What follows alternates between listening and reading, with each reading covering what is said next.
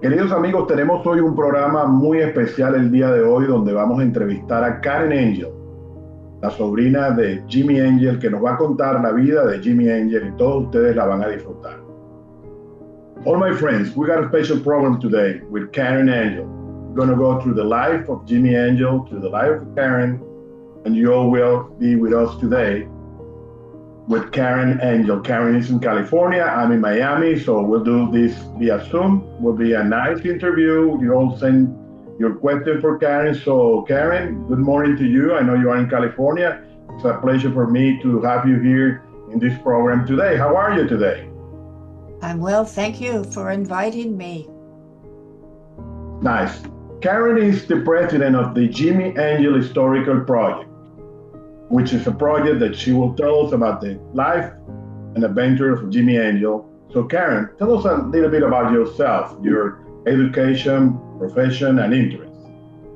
Well, I've always lived in California, except for 2 years when I was in Papua New Guinea. And I live on the North Coast in a place called Eureka, which is Humboldt County. And Humboldt County is the home of the world's tallest trees, which I very much appreciate, host redwoods. So I invite you to come here and see them if you haven't. Education, I was in college, a political science major, and professionally, I've always worked in the not-for-profit sector in education, healthcare, and I retired in 2006. I was executive director of the Humboldt Botanical Gardens Foundation, which is a botanical garden just a little south of Eureka. It's a beautiful place, and I invite people to come see it also. Nice, nice, Karen. Tell us a little bit about the Jimmie Angel Historical Project, how it works, and when do you decide to create the Jimmie Angel Historical Project? Well, I thought it was a good idea. The first time I went to Venezuela in 1994, I met people in Venezuela, and they'd hear my name and they'd say, "Why are you here?" And I'd say, "Well, my uncle was Jimmie Angel. I want to see Angel Falls." And everyone knew who Jimmie Angel was that I talked with in Venezuela. And I'm talking about Venezuelans. But in the United States, people really didn't know who he was. If I'd said Jimmie Angel, people would have looked at me with a big question mark in their face. They may have heard of Angel Falls. Uh, and people I talked with in Venezuela, they had very mixed ideas about where he might be. Some people thought he was still living in the jungles of Venezuela. Um, and so I thought it would be good to have an organization that could start gathering accurate information about him and make it available to the public. So the Jimmie Angel Historical Project was founded in 1996 with a board of directors. And since that time, we've gathered an immense collection of documents and photographs and books about that period. And when I say period, I'm speaking primarily of the 1920s to the 1940s in aviation and exploration.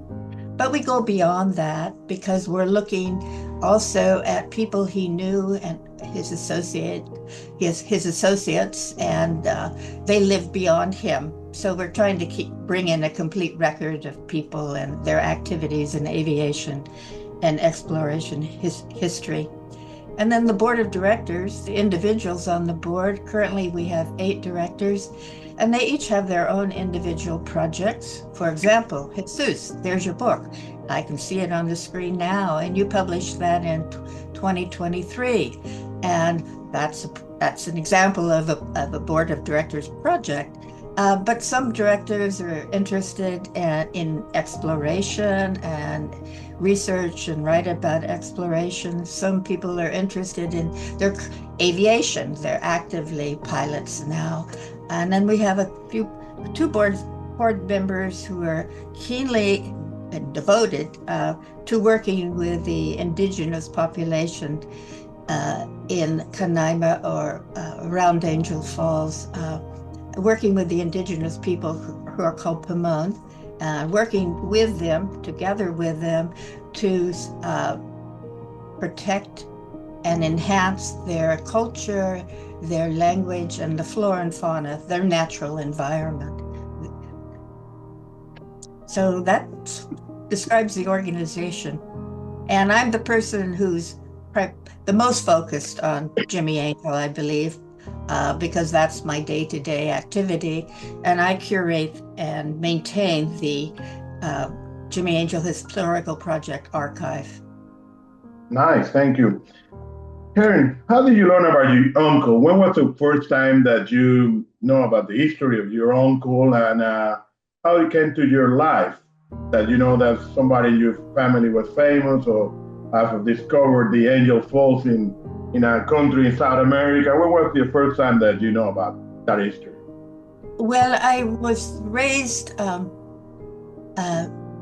can't remember when I didn't know about my uncle, but I didn't really know Jimmie Angel, but I didn't really know very much about him.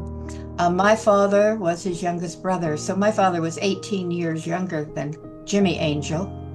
But I had three other uncles who I did know, Eddie, who was a professional pilot, and then Parker and Clifford. And Parker was a very excellent mechanic, as was Jimmie Angel. Jimmie Angel was a superb mechanic. I think that's why he was able to keep going in South America, because he knew how to fix his airplanes when they had problems. But my father didn't talk that much about his uncle or his brother. And then when I was in third grade, there was a feature story in our hometown paper. It was an interview of my father with my uncle Parker, and Parker had been to Venezuela with Jimmie in 1935. So this interview was in 1954, which was quite a ways out from 1935. But in any case, my teacher read the story to the whole class. I was in third grade, and I learned a lot then in third grade about my uncle, and that caused me to ask more questions of my father. My father wasn't a very talkative person, so it took a bit of encouragement to get him to hold forth on any particular subject.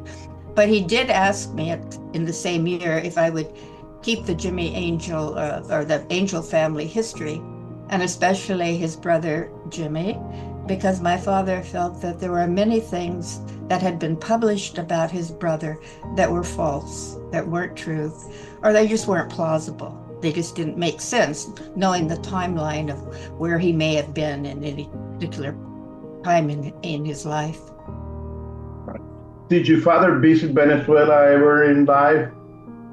My father, no, he did not. My brothers, I have two brothers, and we wanted to take him to Venezuela, and my mother. But by the time we wanted to do that, my father he suffered ill health probably the last 25 years of his life. So his doctor said he just wasn't able to go. That wouldn't be possible for him. What was said about the lost world of Canaima? Oh, what did I know about Canaima when I was a child? Yeah. Oh, very, very. And I wasn't familiar with the name Canaima. I knew that Venezuela was Angel Falls was in Venezuela, and I could look on a map and see where it was. And some maps actually had Angel Falls on them. And then I was aware of the book, The Lost World, written by Doyle, who also wrote Sherlock Holmes, but The Lost World was the book that we knew about in our family. And in that book, he pictured, had illustrations of the imaginary creatures that lived on the tupuis, and it was very exotic. And there have been several movies made of The Lost World. I think I have 3 different versions of The Lost World in our movie collection. Karen, I know that you got a wonderful book which inspired me to write my own book, which is called Angel Fly. What inspired you to do that book? and how the people that are listening and seeing this program can get your book. And tell us a little bit about your book and where they can find it. Well, the book, when Jimmie Angel Historical Project was first founded in 1996, one of our board members, who was one of the people, there were three of us who put the organization together. Her name was Isabel Barton, and Isabel thought it would be good for me to publish a book. So when I started the book, we were going to publish it in 1997, and we had a publisher in Venezuela who was going to do it, but it was all going to be a photo biography about Jimmie. And that book did not come to fruition, and I'm pleased to say it's good that it didn't, because it would have had a lot of errors in it, misinformation. The book that was published in 2019 is 23 years of research and interviews and meeting people who knew Jimmie Angel and collecting documents about him. And that was published in 2019. And since then, 5 years later, there's more information. And there's a few things in the book, Angel's Flight, that should be corrected also. Where can people obtain the book? It's on Amazon. Amazon has a or they call it a soft copy, paperback, or ebook, and then Lulu, and Lulu has a website, and there you can purchase a hard copy, an ebook, and soft cover if you wish. Right, thank you, Karen. Karen, one question that everyone that is listening to this interview will ask: did you ever meet your uncle in lifetime? Did you ever meet him? Did you ever meet Jimmie Angel?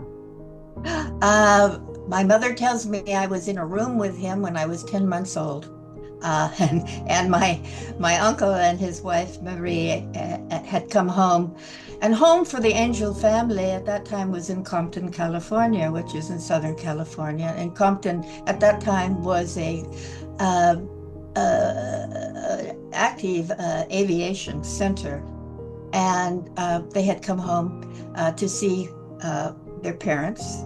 And so my father was there too, with his wife and my two older brothers and me. So that's the closest I came to knowing Jimmie Angel. Right. Karen, I was 10 months old. I don't remember it. Right. Karen, how many brothers did Jimmie Angel have? He had 4 brothers. He was the oldest of the brothers. He was born in 1899. And then Eddie was the next brother, and then Parker, then Clifford, and then last my father. So it was 18 years in between the brothers. There was a sister who sadly died of pneumonia when she was not quite 12 years old. How many of them were aviators? How many of the Angel family were aviators? Aviators? Well, the 4 oldest brothers were all aviators. Either pilots or stunt people. Parker was a wing walker and a parachute jumper, and Eddie was a wing walker too, and Clifford also. Jimmie only did stunts as a pilot, so he didn't walk on wings or parachute out of the airplanes, but his 3 brothers did. So they were involved in, they had a flying circus, and they traveled throughout, from Kansas, California, and back and forth. They did a lot of their flying and work in California. And so that's, as I said earlier, it was Eddie who was a professional pilot. And he and Jimmie worked together in Mexico, flying cargo and flying passengers. They had an airline for a while to do that. And Eddie continued to fly up until he was in his 60s. Did he fly for an airline, or he was a private pilot? Private pilot, except when they had an airline in Mexico. Nice. Karen, did you ever meet Jimmie Angel's wife, or what happened to Jimmie Angel's wife? I did not know his he had two wives, and his first wife was named Virginia, and Virginia was involved with the flying circus because she was 16 when they married, and he was 23, and they married in 1922. So that was the heyday of the flying circus. And Jimmie's wife was in the flying circus, and Eddie's wife was in the flying circus. Clifford's wife was in the flying. Their all wives were in flying circus. So it was a family business. The wives were all parachute jumpers or wing walkers. So Virginia and he were married for quite a few years. They separated in 1933, or they were married 11 years. But they remained friends the balance of his life. Right. Does Virginia go to Venezuela in once in their life or not? Just married? I do not have the logbook for that. Yes, she did go to Venezuela. Yes, she did. Okay. But they divorced the same year that he first saw Angel Falls. Right. So I think she never saw Angel Falls. She was never there. Okay. Karen, but Marie was his second wife, was there. Did you meet Marie in life? No, I didn't meet Marie either. They died, Virginia died in Arizona in 1985, and Marie passed in 1987. And so I didn't meet either one of them. I did meet, and Marie was the mother of Jimmie's children, and I did meet his two surviving sons. Right, and now came the question: how many sons have Jimmie Angel? What happened with his sons? Well, his son Jimmie was born. And his Jimmie was spelled Jimmy. His father spells his name Jimmie, and Jimmie Angel was born in Managua, Nicaragua, and in 1943. So he was their first child, and then they had twins in 1947, and their names were Roland and Randolph, and Randolph died in infancy, and so there were just the two boys, and so they lived in a number of different countries. I remember Roland, who's the one I'm closest to. He wrote me a list of the countries: so Costa Rica, Nicaragua, Venezuela, Belize, and of course the United States. They were back and forth a lot, and eventually they settled and established a home in the southern and Santa Barbara area, because the boys were just not doing well health-wise in the tropics. So eventually they settled there, and then Jimmie continued to travel back and forth between their home in Santa Barbara and Point South, which often included Venezuela. All right. So all those that are listening to this interview, we are conducting this interview on the 27th of October of 2024. Canada, may I ask you, one of the sons of Jimmie Angel is still alive? Roland, yes. Roland lives in Santa Barbara, California, and he has two sons, and Scott and Sean, and the last time I checked, they were not pilots, airplanes, but Roland and his son Sean are very active hang gliders, pilots, and Sean even had records for the longest duration flight in a hang glider. Nice. Karen, when was the first time that you saw the Angel for? When was the year, or how did you get to Venezuela at that time? Well, when my father asked me to take up the history of his brother, I was 8 years old, and I didn't get to it or turn to it until I was 48. So that's 40 years later. So in 1994, I decided this was time for me to go to Venezuela to see Angel Falls. So 1994 was my my first trip, and I signed up with a commercial company called Mountain Travel, which is based in California. And I was very fortunate to have an excellent guide, Douglas Pridham, who we're still in touch with. And he was just a marvelous guide and helped me find my adopted, Jimmie and Marie's adopted son, Jose Manuel. So that was my first trip, and that's when I first met Jose Manuel. But then I returned to Venezuela 3 more times after that.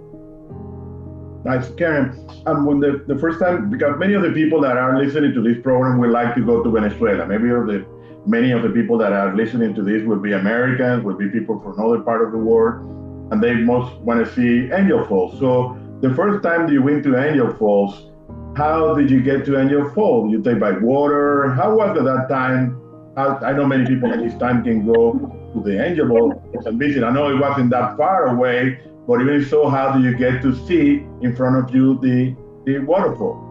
Yeah, well, our first, on my first visit to Venezuela, and all of them have been from air, from the United States,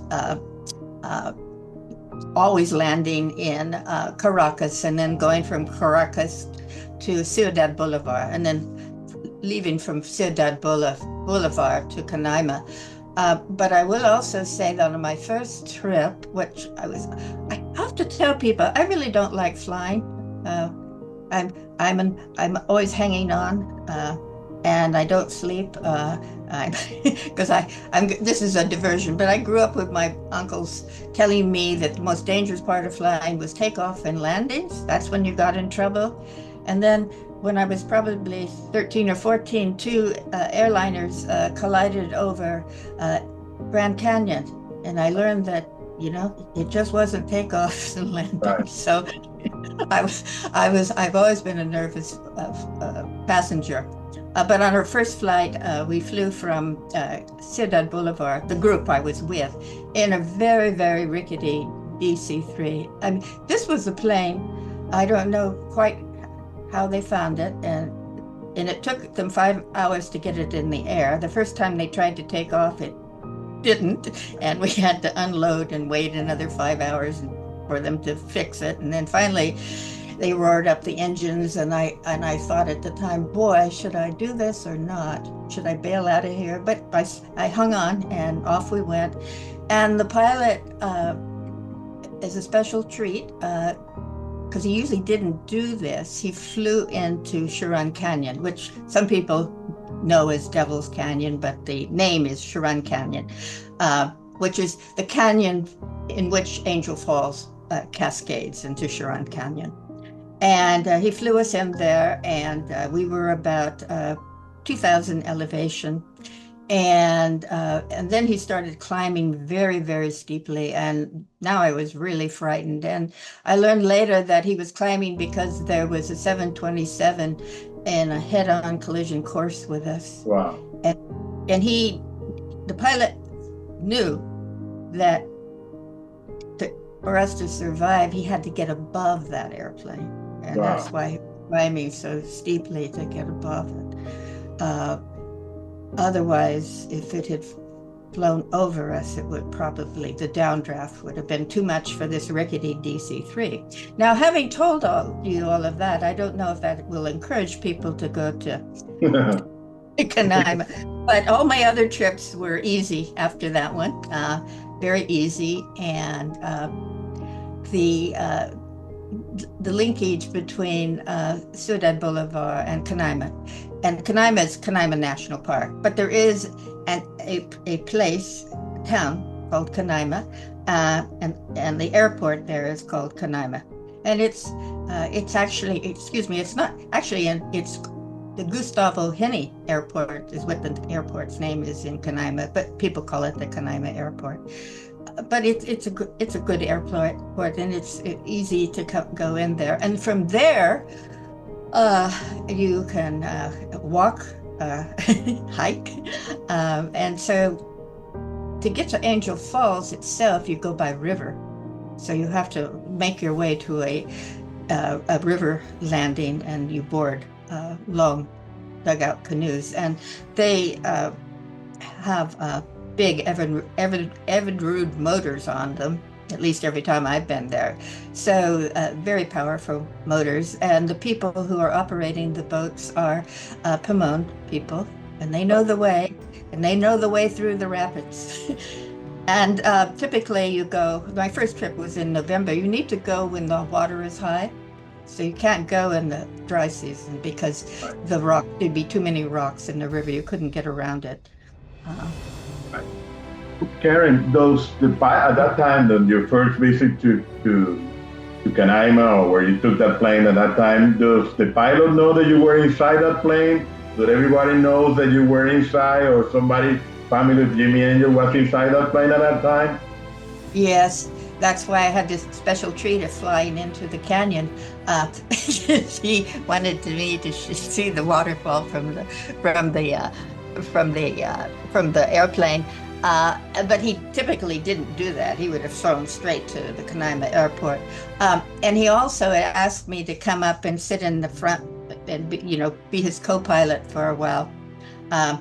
That was interest. I enjoyed that. I didn't do anything as a co-pilot except look out the window and everything. But when I walked forward, there was a plaque near the pilot's cabin that said the date. The airplane was christened in 1946. That's when it came off the assembly line. So it was the same age I was, 48. Nice.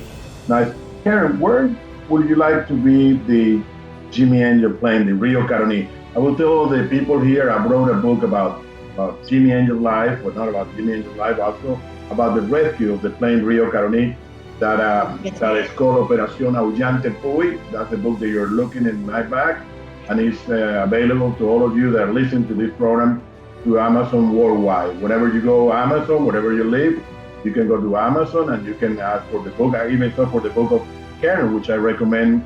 Angel Flies, an amazing book, and my book, which is The Rescue of the Plane, which is called Operación Aullante Puy. Saying that, Karen, where would you like that the Jimmie Angel plane, Rio Caroni, where do you like that plane to be? Well, the plane currently is at the Ciudad Bolivar Airport.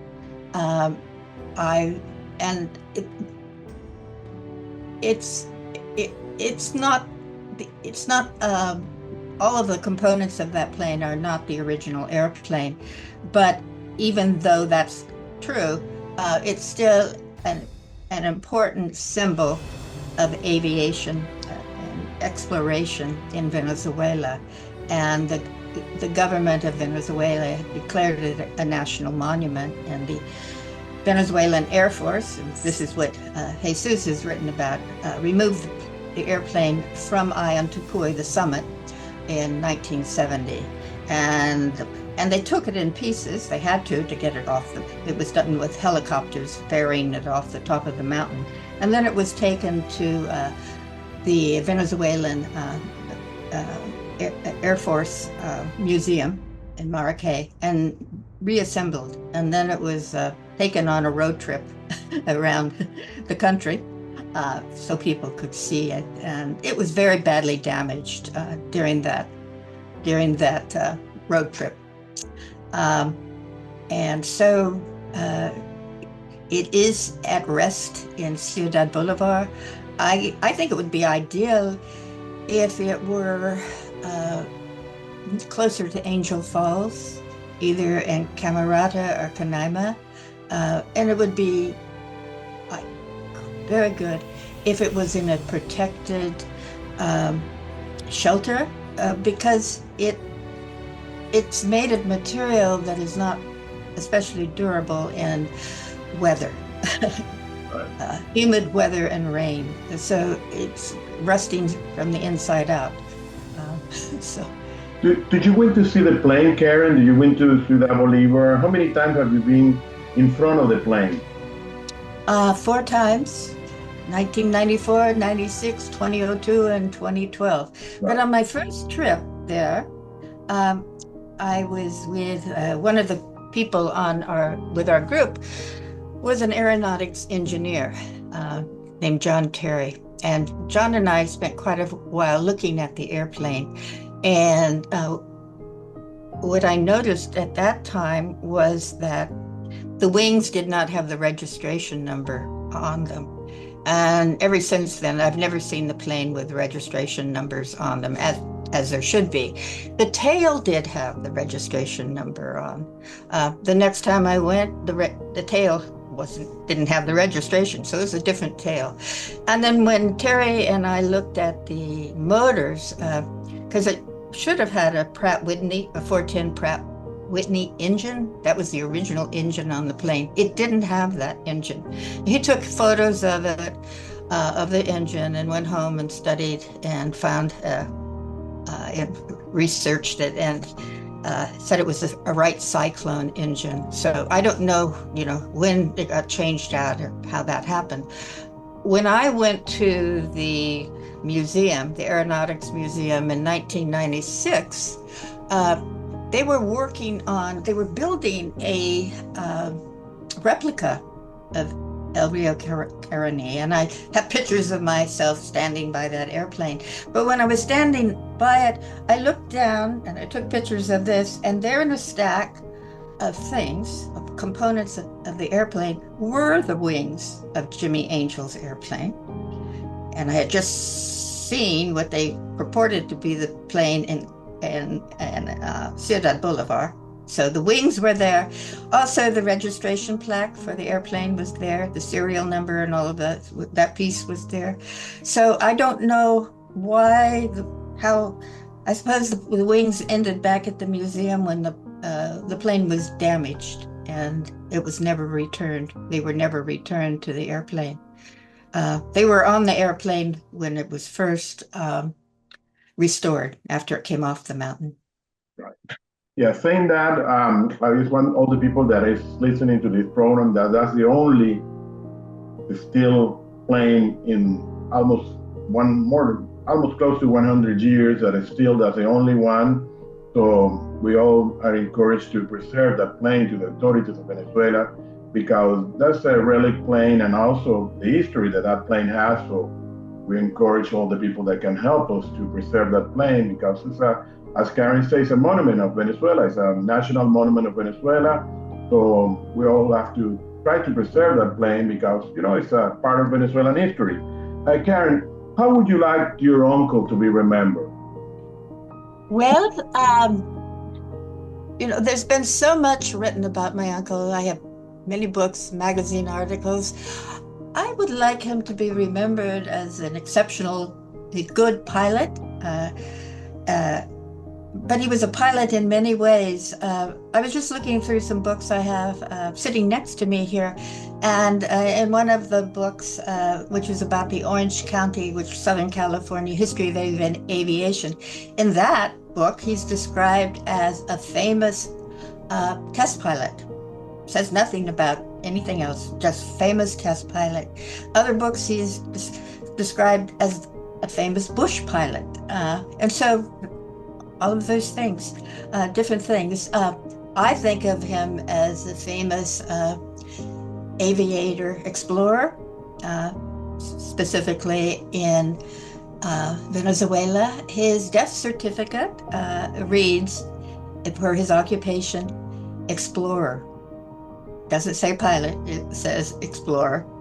And so I would like him to be remembered for his explorations in Venezuela, and for being the first person to see what we now call Angel Falls. And that was the name given to the waterfall by the Venezuelan government. They called it Angel Falls, and that was declared in a publication of theirs after a long expedition in Venezuela, a Venezuela expedition in 1939. It became Angel Falls. I would also like him to be remembered as a man who was very interested in the indigenous people, the Pomone of that region, and he helped them. He ferried them as a pilot to places, especially their chief, so he could meet with other villages and try to form a unified Pomone community. So I'd like him to be remembered for that. But I also, it's important to know that the Pomone also helped him when he was living in that area, and he spent months in that area at a time. So without him, without them, I doubt that he would have been as successful as he was in his explorations without their assistance. Karen, just one quick question. Did you keep records about when was the last time that Jimmie Angel was in Venezuela? Not in Canaima, but in Venezuela. When was his last visit to the country? Well, it's unfortunately I do not have his logbook for his last years, and I have not identified anyone who has that logbook. I have been looking for it, but we don't know what happened to it. We assume he had it with him when he crash landed in David, Panama in April of 1956. Now, we do know when he landed there, he was returning from what was then called British Guiana. It's now called Guyana. It's no longer a colony of Great Britain. So it's an independent nation. And he was returning from there. He was working for a man, Walter Johnson, whose company, Amberg Mining, was based in San Francisco. And Jimmie had gone there with another man, Bill Bjorklund, to look over the area and obtain mining permits. They had mining permits for uranium and gold. And their plans for that trip was that they would go have a stop in Venezuela, returning and going. But we don't have the logbook to verify that. That was part of their flight plan, though. The flight plan that Jimmie described to his brother Eddie, and they were very close. The two oldest brothers, right. Eddie and Jimmie. Right, Karen. What is the most historical piece of collectibles that you have in your memorabilia, or which is the most important piece of collectible or memorabilia that you preserve from your uncle at this time? I think his logbooks, the ones I have, are because with a logbook, you can read the pilot's comments and try to tie it together with, pardon me, his history, where he was at any particular time, and try to tie it together with people he knew or who flew with him. So I think those are the most important. Now, I know a man I have 3 of his logbooks, and I know a man named Lee Eversole who has two others of his, and he obtained those logbooks from Virginia Angel, Jimmie's first wife. And Lee has promised that he would make copies of them for the Jimmie Angel Historical Project. So I hope to obtain those fairly soon. But what we don't have is a logbook for his barnstorming years. And I do not think we have a logbook for the 1950s. He died in 1956. Right. Karen, there's a question at this time that there are many programs in TV, a special program about Amelia Earhart. Did Jimmie Angel ever meet Amelia Earhart? Amelia Earhart? Well, I just recently learned that he did, and that he and Virginia knew her, especially in California, on California airfields, and this was during their flying circus barnstorming days. She was often in the same location that they were. Have you ever found a photo of them together, or? No, I wish I had one, but I haven't seen one.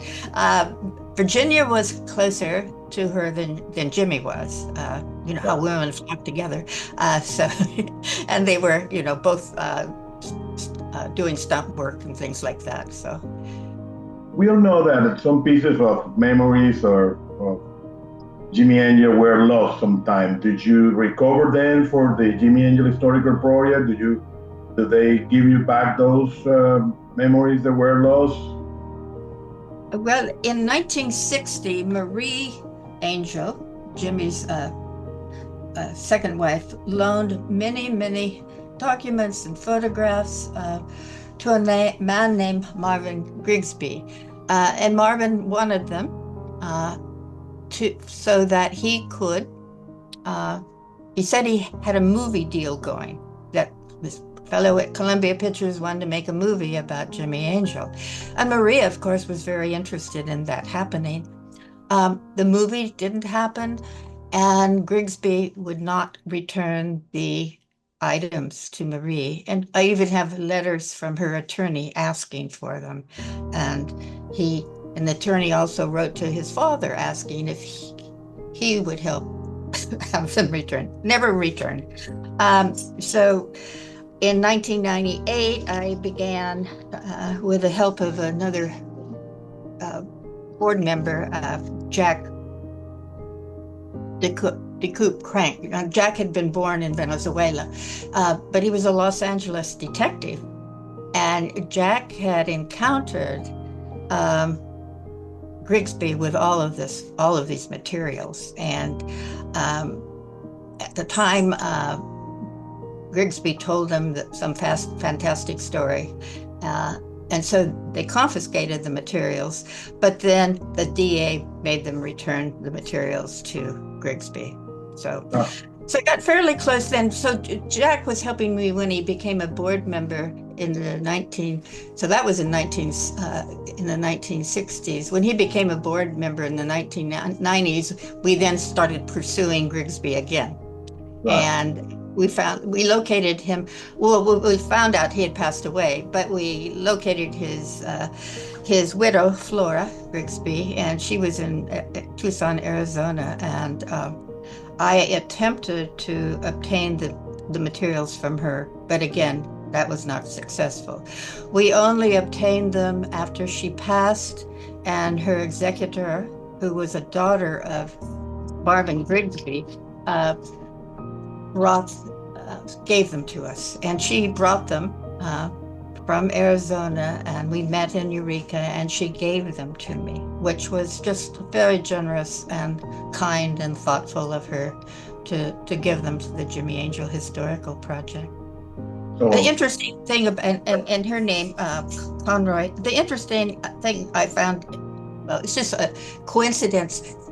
She lives about 150 miles from me, in a town called Eureka. So we were close together all these years. Wow. So we have all those things now in the archive. And so there were his pilot's licenses and logbooks and permits for this and that and photographs. So nice. It's really, and a lot of correspondence. That's how we had learned about Walter Johnson and pulled all that information together, who he was working for when he passed away. So finally, you recover all those memories about Jimmie, right? I'm sorry, I didn't quite understand. Finally, you recovered all those information from the Grigsby family. Oh. Did they give you all back finally to the it's all in the Jimmie Angel Historical Project archive. That's where it is. And I did do an inventory of all of those items, and I sent it to the board of directors, the correspondence, the photographs, and then excuse me, and the images of all of his pilot's licenses and things like that were returned to us. There was only one logbook among those, and it was the one I think is very important, and it's the logbook that contains the 1933 first sighting of what became known as Angel Falls. Right.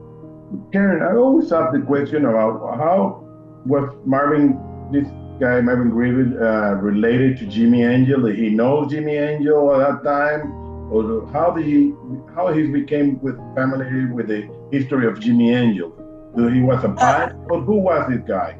Well, Marvin Grigsby was a pilot himself, and from what I learned from his daughter, is that his main job as a pilot was working the California coastline, spotting tuna, so the fishing boats would know where they were. Uh, Now, I think Grigsby always claimed to be a close friend of Jimmie Angel, and I do not accept and believe that. I don't think that was true. I do think he was a person who was just very, very engaged and interested in the life of Jimmie Angel. So he, in a sense, kind of took on that persona for himself. Right. And And then, after Jimmie died, before Jimmie's ashes were scattered over the waterfall in 1960, Jimmie had been interned in the shrine, pilot shrine in Southern California. And then Marie, a few years later, that was in 1957, asked to have his ashes back so they could be taken to Angel Falls. But then Grigsby became involved in that trip, the 1960 trip to Angel Falls. And he first met Marie with a movie deal, Columbia movie deal. And that's how he had then acquired all those activities. But he was one of the passengers on the airplane. There were two airplanes when Jimmie's ashes were scattered over the waterfall, and he was actually the fellow who was holding the container, the urn that held Jimmie's ashes. Karen, is there a video that has been filmed or recorded that Jimmie Angel appears in any movie in your family that you can see Jimmie Angel talking or walking, or that somebody can see him? We have a multitude of photographs, but I'm not aware of any videos of him. They may exist, but we do not have them in our archive, and I'm not aware of them. But they certainly took a lot of photographs on their days in Venezuela. And so I hope there are videos of him. Right. Did you ever know the purpose of Jimmie Angel to land on the Yantepuy? Did you ever knew what he was looking at that time? I know there's many history about that, and many people talk about what he was doing there. But did you ever get to the right history? What was he doing there at that time? Well, the accurate history, and there's a great deal written about this, is Jimmie was. The way as Jimmie would tell the story, it was the year varies, but let's say about 1921, he was in Panama and he met a miner and a geologist from Colorado, and the miner asked, and the miner, in talking with Jimmie, learned that he was a pilot. So the miner said, "If you, a geologist, will you fly me to Venezuela, and I'll pay you $5,000 to do that?" So that sounded like a good amount of money to Jimmie, especially in those years. And so they flew to Venezuela, and the miner showed him where to land, and they landed, according to Jimmie, on the top of a tupui, and the miner had somehow managed to cover the instruments so Jimmie couldn't see him. He was directing him by hand signals to where they were going, because he didn't want Jimmie to know where the mine was, where the gold was. And it wasn't the mine. When they landed, the man I've heard his name, McCracken or Williamson, but they picked up a lot of gold nuggets and stashed them in the airplane. And then the plane was heavy. And the way the story goes, instead of taking off on a runway, Jimmie, they pushed the plane close to the side of the tupui and let it cascade down and picked up airspeed that way. Right. and made their way back to Panama. And Jimmie was paid the $5,000, and the minor geologist went back to Colorado. And then Jimmie heard that McCracken had died. And so Jimmie then felt free to go looking for where that gold was. And Jimmie believed it was Ion Tupui. And that is why. And he had flown over, well, they were there in fall of 1937. And with him was his wife, Marie, and then Gustavo Jimmie, a well-known Venezuelan of German descent, and then his man who worked for him named Jose Manuel Delgado. And they went with Jimmie and Marie to the Grand Sabana. And then they set up camp, and then they would fly over the mountain looking for a landing spot. And Felix Cardona was also involved in that trip. He was involved in the radio.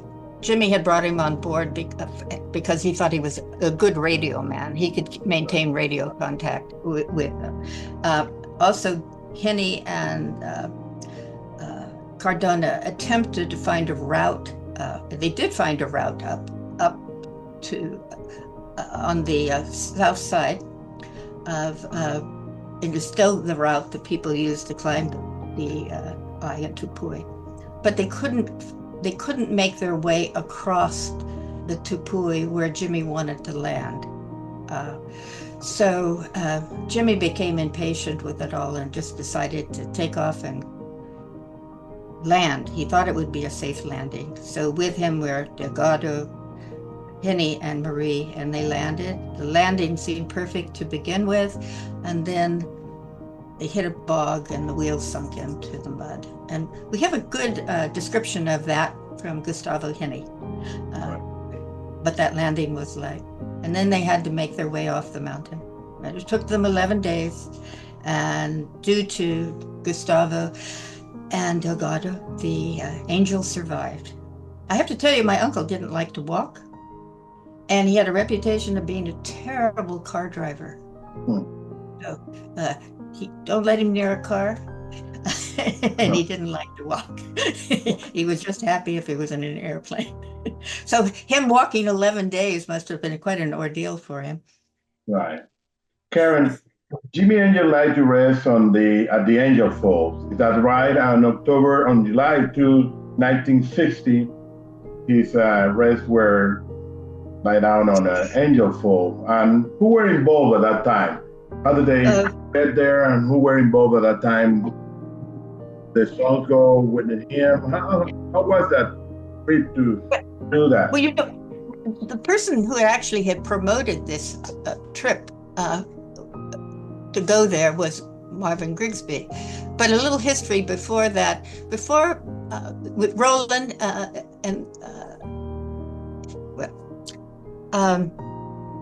so Grigsby organized this, or the idea of doing it and going there. But as it turned out, he hadn't really made the arrangements for the airplanes that were needed. And fortunately, a pilot named Patricia Grant, who had been a associate colleague of Jimmie, so they had flown freight together in Central America, and they were really quite good friends. Well, Patricia, Pat, and I corresponded with Pat for quite a few years before she passed. Patricia knew a lot of people in Venezuela because one of her jobs, she worked for Cessna, and she would ferry Cessna planes from their manufacturing site in Kansas to Venezuela. So she was back and forth, and she was also very close friends with Ruth Robertson, the woman who led the expedition to measure Angel Falls in 1949. So. And Patricia was invited to be involved with the scattering of the ashes because she was such a close friend of Jimmie and Marie's. But it was Patricia who pulled the whole thing together. She talked Atlantic Oil Company into loaning their Beechcraft airplane and their pilot. And then also the second airplane came from Creole Oils. It was a DC-3. That was piloted by Patricia's husband. who worked for them, Steve Grant. And so in the Beechcraft, that was the plane, the small plane that carried the pilot, co-pilot. Patricia was the co-pilot, and Marvin Grigsby were in that plane, and his daughter, Right. his teenage daughter. And then in the other plane were Jimmie's friends and Marie and their two sons, and journalists and film people filming. And so in total there were 17 guests. That's including Marie and the sons, and 9 journalists and photographers. So it was a big group of people. Right. Now, 15 of those were on the DC-3. And so it was really quite a grand location. And Patricia Grant wrote a beautiful story about the ashes falling from the sky. Karen, you just mentioned that they filmed that. The film is still alive on that the Jimmie Angel Historical Project had that film when the ashes were retrieved back to Angel Falls. I do not have a film. I do not have video. I have photographs of that, but not video. And I do not know where those videos may be. My presumption is the journalists, film cameramen were primarily Venezuelans. Right. So you may be in a better position Right. to track them down than I am. We're trying to type. Well, finally, Karen, we have a wonderful day today with you. This is an amazing interview. I love to be with you. I'm part of the board of the director of the Jimmie Angel Historical Project, where we're trying to do a hard work to preserve Jimmie Angel memory and also to preserve the Rio Caroni plane. And as you all know, Karen's book is in Amazon, so you can find that book. It's an amazing book. I encourage all of you to have it. All the people that would like to visit Venezuela, to visit the Angel Fall, to have that book, and also other members of the board, as Jimmy Marul, also have written a lot about Jimmie Angel too. He have a book on that, on his life, and also Jorge Gonzalez, which is other member, have wrote a lot about Jimmie Angel, and also my book, which is Operación Aullante Puy, which is the bag that you have there, is in Amazon too. And the last question for you today, Karen, also I want you to thank you for this interview. I have, it's been about more than an hour. I've been in love with you, talking about Jimmie Angel and about your life. One last question is about what's the future of the Jimmie Angel Historical Project, and how do the people can reach you or reach to see those archives, or where they are now and where they are going to be, and how did they get to the webpage too? How do they can reach you, or can you mention a little bit about the webpage of the Jimmie Angel Historical Project? Yes, well, the Jimmie Angel Historical Project has I think a very good website, and it has a lot of information on it. So it's www.jimmieangel.org, and that's how you find, or just, I think your search finder will take you, if you put in Jimmie Angel Historical Project. But if you just put in Jimmie Angel in your search, you'll find the Jimmie Angel Historical Project. So the archive itself has always been in my possession, because I'm the person who started it, so things come to me. And I have been concerned about the future of the archive because I'm getting on in age, and it's a big archive now. There's a lot of material. I'm very concerned that it be preserved. I'm also want it to be made more accessible to people who are doing research. They're filmmakers and authors, and journalists and students and teachers. And it's not, where I live is not an easy place to get to. We're somewhat remote. There's no, the roads coming here, they're paved, and sometimes they're 4-lane, but I wouldn't call them freeways. Right. And there is an airport, but still, to get here is a costly and time-consuming process for most people. So the board, I had been searching for a number of years for a location, and I was looking for an aviation museum or a university college that would be interested in having them. And I was delighted when Claremont Colleges in Southern California, in the town of Claremont, said that they would like to have the archive, and they have they have an aviation portion in their library. So I think that's an excellent home for it, because it will be easily accessible to people. And the Jimmie Angel Historical Project will continue on, and I'll continue gathering information but instead of filing it here, I'll send it on to Claremont. And I would hope the board of directors, everything would come through me and then go to Claremont. The Jimmie Angel Historical Project will continue to have its vast archive of photographs, and so people can contact us for photographs, as you did, Jesus, when you were doing your book. Right. So that's the main change. It's going to move from here, but it's going to be digitized also. So it'll be available online at a certain point. Right. Their librarians are doing that task. Fortunately, it's not something I could have ever contemplated doing. Right. Well, Karen, thank you so much. I just want you final word to everyone that is listening or seeing this interview with Karen Angel, which is performed on the 27th of October of 2024.